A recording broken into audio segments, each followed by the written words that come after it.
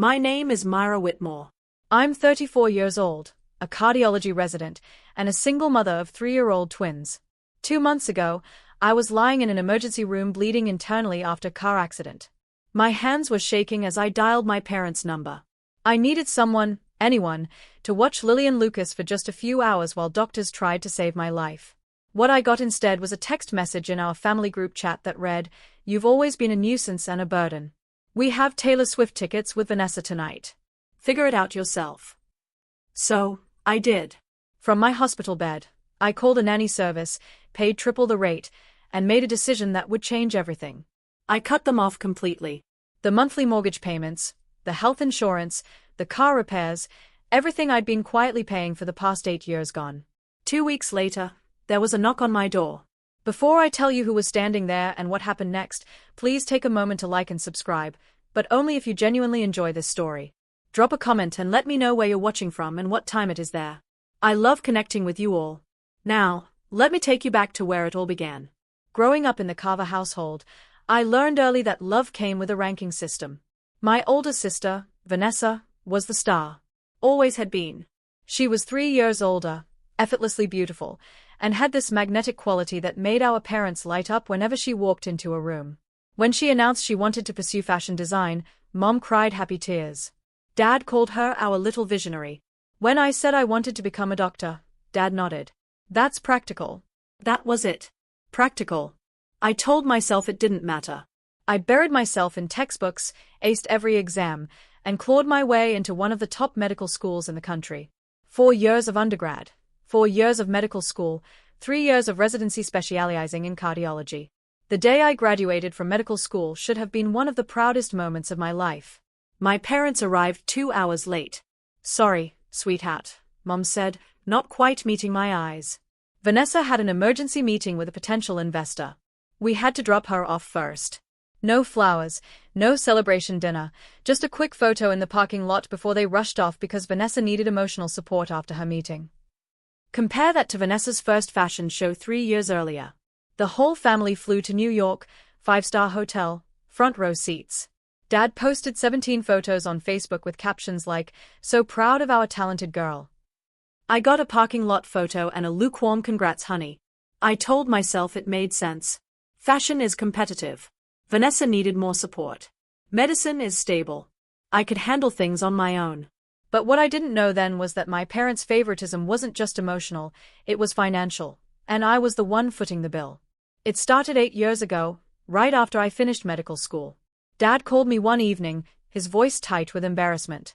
"Myra, we're in a bit of a bind. The mortgage payment is due and things are tight this month. Could you help us out? Just this once. Just this once." I transferred $2,400 that night without hesitation. They were my parents. Of course, I would help.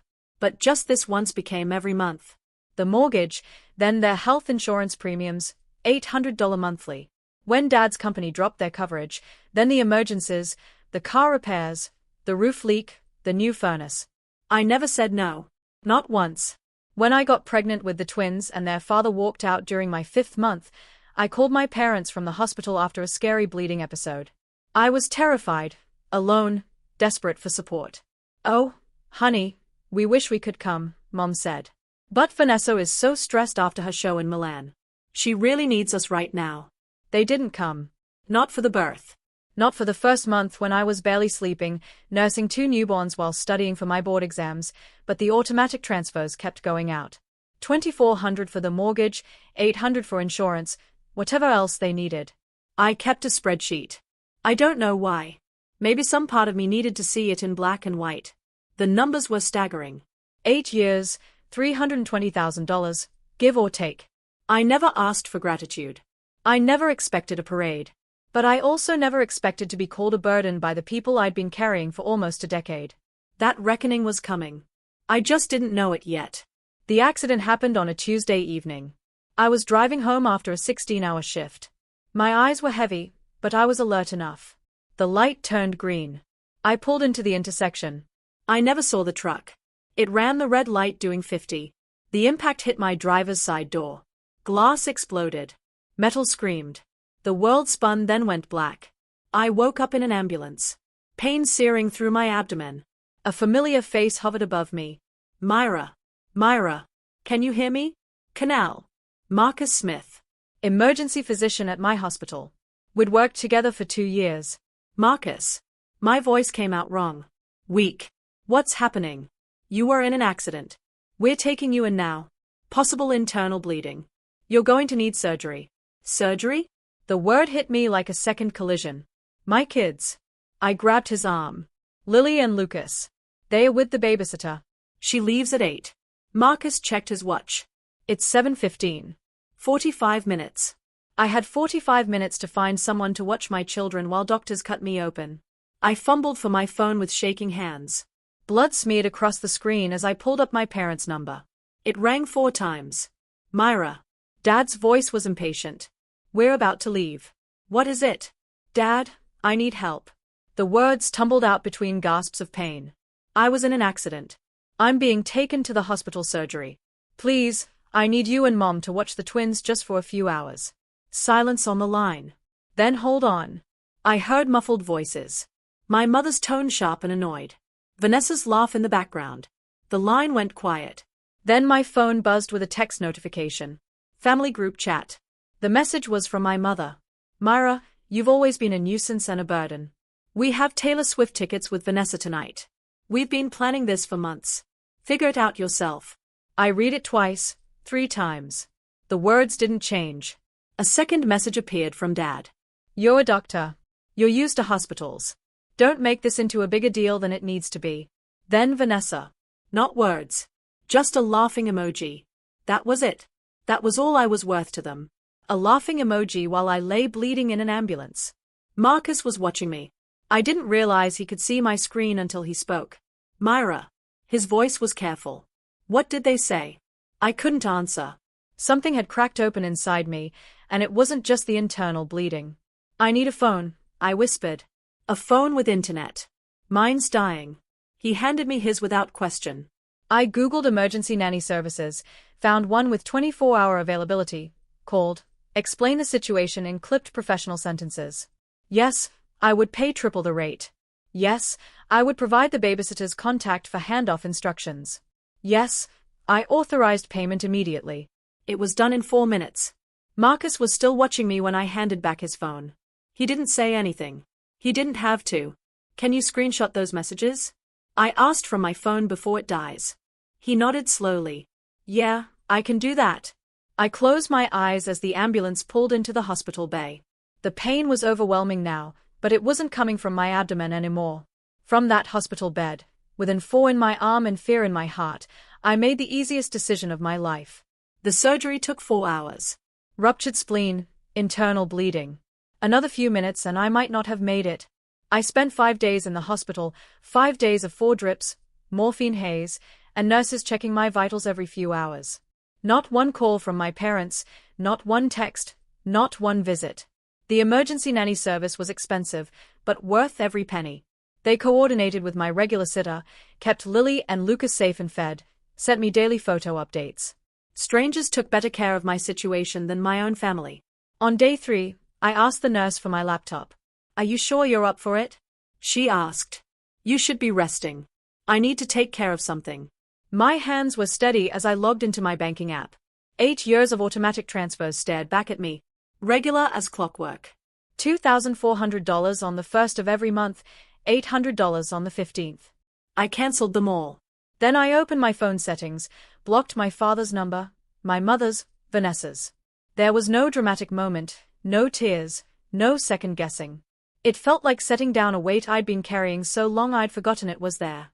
Marcus stopped by later that afternoon. He checked on me every day, bringing coffee and quiet company. How are you feeling? He asked. I looked up at him. And for the first time in years, I told the truth. Better. For the first time in 8 years, I actually feel better. He didn't push for details. He just nodded like he understood. I knew the fallout was coming.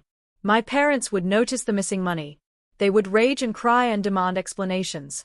But I didn't expect what came next. 2 weeks after my surgery, I was finally home, moving slowly, still sore, but alive. It was a Saturday morning. I was making pancakes for Lily and Lucas, their favorite weekend treat. The kitchen smelled like butter and maple syrup. Lucas was trying to stack his toy blocks. Lily was helping by knocking them down. Then came the knock. 3 sharp raps on my front door. I wiped my hands on a dish towel, my heart rate spiking. If it was my parents, I wasn't ready. I didn't know if I'd ever be ready. I looked through the peephole and my breath caught. Standing on my doorstep was a tall man in his 70s. Silver hair, neatly combed, sharp blue eyes that I remembered from childhood. A posture that still carried the authority of 40 years on the federal bench. Grandpa Thomas. I hadn't seen him in almost 3 years. My parents always had excuses for why we couldn't visit. Too busy, too far, too inconvenient. I opened the door and he pulled me into a hug so tight it made my surgical incision ache. Myra. His voice was rough. Let me look at you. He pulled back, his eyes scanning my face, then dropping to where my hand rested protectively over my abdomen. I know everything, he said quietly. Eleanor told me. Aunt Eleanor, my mother's younger sister, the only person in the family who'd ever openly questioned how my parents treated me. Grandpa, I don't. He held up a hand. You don't need to explain anything, but I do need you to come somewhere with me. He reached into his jacket and pulled out an envelope, cream-colored, elegant, formal. An invitation. My 70th birthday party next Saturday. The whole family will be there. His eyes met mine, and I have some things that need to be said. Grandpa Thomas sat at my kitchen table, watching Lily and Lucas with a soft smile. They'd taken to him immediately, showing off their toys, demanding his attention. He gave it freely. They look just like you did at that age, he said. Same stubborn chin. I sat down 2 cups of coffee and took the seat across from him. Grandpa, how did you find out about the accident? About everything? Eleanor called me the night it happened. He wrapped his hands around the mug. She'd heard through one of your cousins when she told me what your parents did. He stopped, jaw tightening. I've watched this for years, Myra. The way Helen and Richard treat you versus Vanessa. I'm old, but I'm not blind. I stared at my coffee. I thought maybe I was imagining it, making it bigger than it was. You weren't. His voice carried the weight of a man who'd spent decades separating truth from lies. I was a federal judge for 40 years. I know how to read people. I know what favoritism looks like, what exploitation looks like. He leaned forward. Tell me something. Do you still have records of the money you've sent them? I nodded slowly. Every transfer 8 years. Good. He sat back. I want you to put together a summary. Every payment, every date, every amount. Why? Because at my birthday party, in front of the entire family, I intend for the truth to come out. His eyes were still, not as an attack, not as revenge, simply as facts. And facts, as I learned in 40 years on the bench, have a way of speaking for themselves. My hands trembled around my mug. What if they hate me? The ones who matter won't. He reached across and squeezed my hand. And the ones who do never deserved you. The next 2 weeks were a blur of preparation. I printed every bank statement, every transfer confirmation, 8 years of financial records organized chronologically, bound in a plain manila folder. Looking at it all together was staggering. Month after month, year after year, a river of money flowing one direction. Aunt Eleanor came over 3 days before the party. She was 55, sharp-tongued, and had always been the black sheep of the family for refusing to pretend everything was fine. She flipped through the folder, her expression darkening with each page. $360,000, she said flatly. Myra, do you understand what this is? I know. This is more than most people make in 7 years of full-time work, she set down the folder. And they called you a burden. I pressed my palms against the kitchen counter. I don't want to destroy the family, Aunt Eleanor. I just want them to see, to acknowledge what I've done. You're not destroying anything. She stood and put her hand on my shoulder. You're just stopping the lie. They built their comfortable life on your silence. You're not obligated to keep giving them that. I nodded, though my stomach churned with anxiety. What if everyone takes their side? Some might. Family is complicated. She shrugged. But your grandfather has a lot of influence. And more importantly, you have the truth. That evening, I got a text from a cousin I barely spoke to. Heard you and your parents had a falling out. Vanessa's been telling everyone you've been acting erratic since your accident. Just wanted to give you a heads up. I stared at the message. They were already spinning the narrative, painting me as unstable, preparing their defense before I even arrived. I hadn't wanted a fight, but it seemed they were bringing one anyway. Grandpa Thomas's house was a colonial estate on 3 acres of manicured land, white columns, wraparound porch, the kind of place that whispered old money and quiet authority. I pulled into the circular driveway, my hands tight on the steering wheel. Lily and Lucas were in their car seats, chattering about the big house and the balloons they could see through the windows. More than 40 cars lined the property. The whole family was here. I wore a simple navy dress. Professional, understated. I wasn't here to make a scene. I was here to tell the truth. The folder was in my bag. Inside, the party was already in full swing. Waiters circulated with champagne. A string quartet played in the corner. Crystal and silver glinted under the chandelier light. I spotted them immediately. My parents stood near the fireplace. Dad in his best suit, looking distinguished. Mom in a cream-colored dress, laughing at something someone said. They saw me at the same moment. Mom's laugh died. Dad's face went rigid. For a long moment, none of us moved. Then Vanessa appeared. My sister glided over in a designer dress that probably cost more than my monthly student loan payment. Her smile was perfect. Her eyes were ice. "Oh, Myra," she kissed my cheek. "You made it. We heard about your accident." "Nothing too serious, I hope." I met her gaze steadily. "A ruptured spleen and internal bleeding." "I almost died." Her smile flickered. "Mom said it was just a fender bender." "Mom wasn't there." I shifted Lucas to my other hip. "None of you were." Vanessa's composure cracked for just a second. Then she recovered, patting my arm with false sympathy. "Well, you look fine now. That's what matters." She drifted away, but I felt the first rumble of thunder. This was only the beginning. The attack came 30 minutes into the party. I was getting fruit punch for the twins when I heard Vanessa's voice deliberately loud carrying across the room. "I'm so worried about Myra, honestly." She was talking to a cluster of aunts and cousins near the dessert table. "The accident really affected her. She's been saying the strangest things. Cut off all contact with Mom and Dad for no reason." I kept my back turned, but every word landed like a small knife. Mom joined in, dabbing her eyes with a handkerchief. "We've tried everything. Calls, texts, she won't respond." "I think she's having some kind of breakdown." "Poor thing," someone murmured. "She's always been the sensitive one," Vanessa added. "Remember how dramatic she was as a teenager? I think the stress of being a single mom has just been too much." I felt eyes on me, pitying looks, whispered concerns. I said nothing, just handed Lucas his juice cup and smoothed Lily's hair. Aunt Eleanor appeared at my side, her voice low and furious. "They've been laying groundwork all week, calling relatives, planting seeds. They know something's coming, and they are trying to discredit you first." "I know. Are you okay?" I looked across the room at my grandfather. He was watching the scene with an unreadable expression, a glass of whiskey in his hand. He gave me the smallest nod. "I'm fine," I told Eleanor. "Let them talk." The room quieted suddenly. Someone clinked at a glass. Grandpa Thomas rose from his chair. At 70, he still commanded attention like the courtroom judge he'd been for 4 decades. Every eye in the room turned to him. "Before we continue with the festivities," he said, his voice carrying effortlessly, "I have a few things I'd like to say." The air changed. This was it. "Okay, I need to pause here for a second. Before Grandpa reveals what he knows, I want to ask you something. Have you ever been in a situation where someone tried to rewrite the truth about you?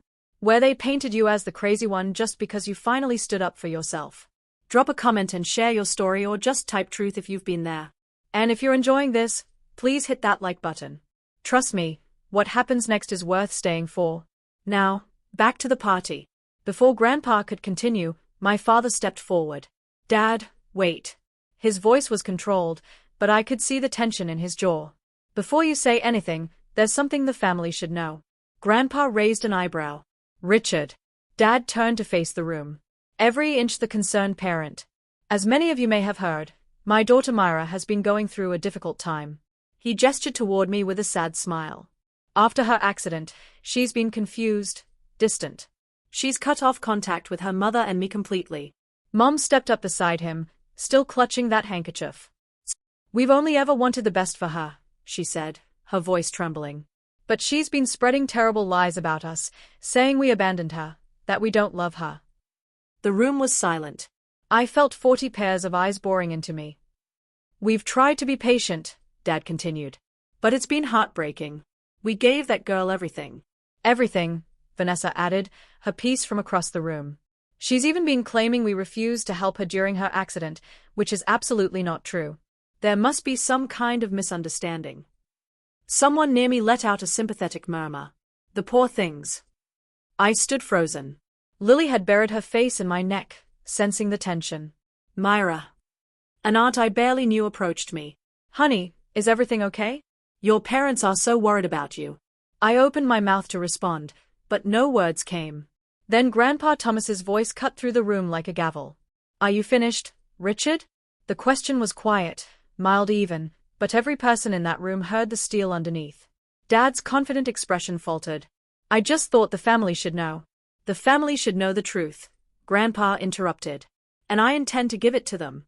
Grandpa Thomas walked to the center of the room. His gait was measured, deliberate, the walk of a man who had presided over hundreds of cases and never once lost control of his courtroom. I've listened to your concerns, Richard, he said. Helen, Vanessa, you've painted a very clear picture of a troubled young woman who's turned against her loving family. He paused, letting the words hang. Now, I'd like to ask some questions. Dad shifted uncomfortably. Dad, I don't think this is the place. This is exactly the place. Grandpa's voice didn't rise, but it hardened. This is family, and families should know the truth about each other. He turned to my father. Richard, a simple question. Who has been paying the mortgage on your house for the past 8 years? The color drained from Dad's face. What? Your mortgage? $2,400 a month for 8 years. Who's been paying it? Dad's eyes darted to Mom. We pay our own mortgage. Do you? Grandpa reached into his jacket pocket and pulled out a folder. My folder. Because I have here a complete record of bank transfers from Myra's account to your mortgage company every month for 96 consecutive months. A murmur rippled through the room. That's a misunderstanding, Mom stammered. Myra offered. We never asked. I'm not suggesting you held a gun to her head, Grandpa said calmly. I'm simply establishing facts. He opened the folder. Let me share some numbers with the family. I think they'll find them illuminating. Across the room, Vanessa had gone pale. Dad's hands were clenched at his sides. Mom looked like she might faint. And I stood there holding my children, my heart pounding as the truth finally began to surface. 8 years, Grandpa Thomas read from the folder. Let's break it down. The room was utterly silent. Even the string quartet had stopped playing. Mortgage payments $230,400. He looked up. That's the house Richard and Helen live in. The house they claim they pay for themselves. Someone gasped. Health insurance premiums $76,800. When Richard's company dropped their coverage, Myra picked up the bill. He flipped a page. Car repairs, home maintenance, emergency expenses, approximately $45,000. Another page. Cash gifts and financial support for Vanessa's fashion ventures, $12,000. He closed the folder. Total $364,200, give or take. The silence was deafening. Aunt Eleanor stepped forward. For context, everyone. That's more than most people make in 7 years of full-time work. Myra did this while completing her medical residency and raising infant twins alone. She offered, Mom's voice cracked. We never forced her. No one said you forced her, Grandpa replied. But I'm curious. In 8 years of receiving the support, how many times did you say thank you? No answer. How many times did you visit her in the hospital after her twins were born? Still nothing. How many times did you show up for her? My mother started crying. Not the delicate, sympathetic tears from earlier. Real ugly sobs. We thought she was fine, Dad said, his voice hollow. She never complained. She always managed. She managed, Grandpa repeated. Because she had to. Because you taught her that her needs didn't matter. An uncle near the back shook his head. Jesus, Richard. $360,000 and you called her a burden. Dad flinched like he'd been struck. But Grandpa wasn't finished. There's one more thing the family should hear, Grandpa said. He pulled out his phone, adjusting his reading glasses. 2 months ago, Myra was in a car accident, a serious one. She was bleeding internally and being rushed to emergency surgery. From the ambulance, she called her parents. Her children were home with a babysitter who was about to leave. She needed someone to watch them for a few hours. He paused, looking directly at my parents. This is the text message she received in response. From Helen. I'll read it exactly. He cleared his throat. Myra, you've always been a nuisance and a burden. We have Taylor Swift tickets with Vanessa tonight. Figure it out yourself. The room erupted. Oh my God. Someone breathed. That's not. You're taking it out of context, Vanessa said desperately. There is no context, Aunt Eleanor snapped. That makes abandoning your daughter during a medical emergency acceptable. We didn't know it was serious, Dad shouted. Did you ask? Grandpa's voice cut through the chaos. Did you call her back? Did you come to the hospital? Silence. The answer, for those wondering, is no, no, and no. A woman I recognized as a distant cousin stepped away from my parents, her face twisted with disgust. Several others followed. My mother was sobbing uncontrollably now. I didn't mean it like that. I was frustrated. I didn't think you didn't think your daughter might die. Grandpa finished. Because you never thought about her at all. He turned to face the room. I'm not asking anyone to pass judgment. I'm simply presenting facts. What you do with them is your own choice. He looked at me finally, his eyes soft. Myra, is there anything you'd like to say? I hadn't planned to speak. I'd come here expecting Grandpa to handle everything. To let the facts speak for themselves while I stood silently in vindication. But looking around the room at my crying mother, my shell-shocked father, my sister's crumbling facade, I realized I had something to say after all. I handed Lucas to Aunt Eleanor and stepped forward. I didn't come here for revenge. My voice was steadier than I expected. I came here because Grandpa invited me. And because for 34 years, I've been living with a version of my family that wasn't real. A version where I was the strong one, the reliable one, the one who didn't need anything. I looked at my parents. I believed you when you said Vanessa needed more support because her industry was harder. When you said I could handle things on my own, I believed you and I tried to be what you needed me to be. A tear slid down my cheek, but I didn't wipe it away. But that night in the ambulance, bleeding and terrified, I finally understood. I wasn't strong to you. I was convenient. I wasn't reliable. I was exploitable. And no matter how much I gave, it would never be enough to make you see me the way you see her. Several family members had moved closer to me. An aunt touched my arm. A cousin nodded with tears in his eyes. My father started to speak. Myra, I'm not finished. He stopped. I don't hate you, I said quietly. But I can't keep pretending this is okay. I can't keep buying love that should have been free. An uncle across the room turned to my father. How could you, Richard? This whole time you've been living off your daughter while treating her like nothing. The room was turning. I could feel it. So what now? Dad's voice was desperate. You've humiliated us in front of the whole family. Are you happy? I shook my head slowly. I'm not happy, Dad. None of this makes me happy. I took a breath. But I'm also not sorry because this isn't about humiliation. It's about honesty. For the first time in 8 years, our family knows the truth. Not your version, not Vanessa's spin. The truth. Vanessa tried once more. This is ridiculous. You're acting like we're monsters. We're your family. Families help each other. You're right. I turned to face her. Families do help each other. So, where were you when I was pregnant and alone? Where were you when I was raising newborns while studying for boards? Where were you when I was bleeding out in an ambulance? She had no answer. I looked back at my parents. From now on, I won't be sending money. Not because I can't afford it, but because financial support should be a gift, not an obligation, and it should flow both ways in a family that actually cares about each other. My mother reached toward me. Myra, please. I'm also not cutting you off forever, I continued. But I need space, real space, not a few weeks of guilt-tripping followed by everything going back to normal. I need you to actually think about what you've done. And if someday you can acknowledge it, really acknowledge it, maybe we can rebuild something. I took Lucas back from Aunt Eleanor. But I won't hold my breath. A great aunt approached me, taking my hands in her weathered ones. I'm so sorry, sweetheart. I had no idea. All these years I thought you were the one who had it easy. I know, I said softly. Everyone did. That's how it was supposed to look. All right, I want to check in with you again. That moment when I finally said those words, when I chose myself for the first time, did it resonate with you? I know so many of us have been taught that family means sacrifice no matter what. But here's the thing, boundaries aren't betrayal. Saying no isn't selfish. Type boundaries in the comments if you agree.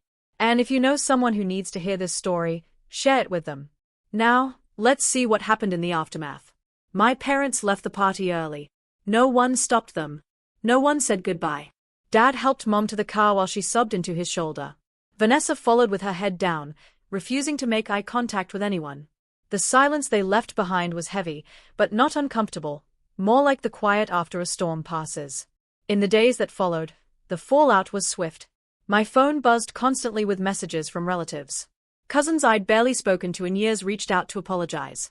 Aunts and uncles who'd always believed my parents' narrative of the perfect family were re-evaluating everything. I always thought you were the difficult one. Cousin Rachel texted me. Vanessa made it sound like you pulled away for no reason. I'm so sorry I believed her. The family group chat, the one where I'd received that devastating message, went silent. Then it was deleted entirely. More significantly, my parents found themselves quietly excluded from family gatherings. When my cousin Michael had his 40th birthday 3 weeks later, they weren't invited. When Aunt Eleanor hosted Easter brunch, their names weren't on the list. No one made a formal announcement. No one declared sides. They simply stopped being welcome. My mother called me from a new number 2 weeks after the party. I let it go to voicemail. Myra, please. We need to talk. This has all been blown out of proportion. Your father is devastated. I'm devastated. Can't we just move past this? I listened to it once, then I deleted it.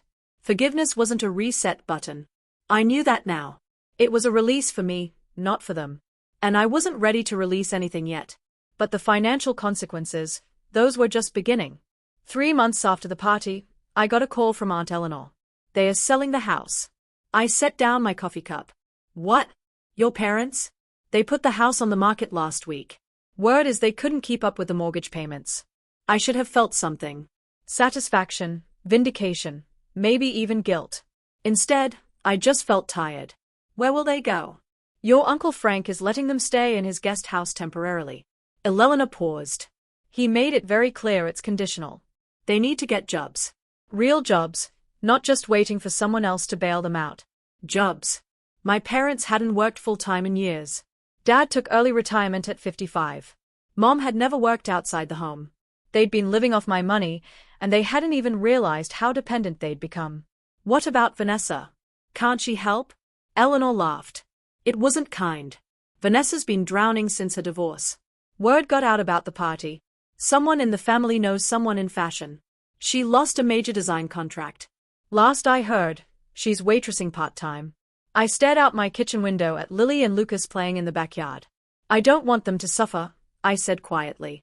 I know you don't, sweetheart. That's because you're a good person. Eleanor's voice softened. But they didn't suffer for 8 years because you were supporting them. They didn't grow. They didn't learn. You stopping wasn't cruel. It was necessary. She was right. I knew she was right. That evening, I sat down with my new budget. The $3,200 I used to send my parents every month now went into a college fund for the twins. They'd never worry about student loans. They'd never carry someone else's burden the way I had. That felt like justice enough. The call came on a Tuesday night, 6 months after Grandpa's party. I was putting the twins to bed when my phone lit up with an unknown number. Normally, I'd ignore it, but something made me answer. Myra. Vanessa's voice was different, smaller. The polished confidence that had always defined her was gone. Vanessa, please don't hang up. She took a shaky breath. I know I don't deserve your time, but I need to say something. I sat down on the edge of my bed. I'm listening. I'm sorry. The words came out cracked. I'm so sorry for everything. For the way I treated you, for the things I said. For laughing at that text message when you were her voice broke. When you were dying, I laughed. What kind of person does that? I waited. I didn't know. She continued about the money. Not all of it. I knew Mom and Dad were struggling, but I thought they were managing. I didn't realize it was you. For 8 years. Myra, how did I not know? Did you ever ask? Silence. No, she whispered. I didn't because I didn't want to know. I liked being the favorite. I liked that everything came easy for me. She laughed bitterly. Nothing's easy anymore. I heard about the contract. Yeah, turns out your reputation matters in this industry. Funny how that works. We sat in silence for a moment. I'm not asking for money, she finally said. Or forgiveness. I just wanted you to know that I see it now. What Mom and Dad did, I see all of it. I took a deep breath. Then start from there. Stand on your own feet. Be better. Yeah. Her voice was thick with tears. I'm trying. Good. I hung up. And for the first time, I felt something like hope. 6 months after that call, 1 year after the accident that changed everything, I stood in my new apartment watching the sunset through the windows. It wasn't big. 2 bedrooms, 1 bathroom, a small kitchen, but it was 5 minutes from the hospital in a good school district, and most importantly, it was mine. No mortgage payments to parents who didn't appreciate them. No insurance premiums for people who called me a burden. Just rent, utilities, and a college fund growing steadily every month. Lily and Lucas were at Grandpa Thomas's house for the afternoon. He'd become a fixture in our lives over the past year.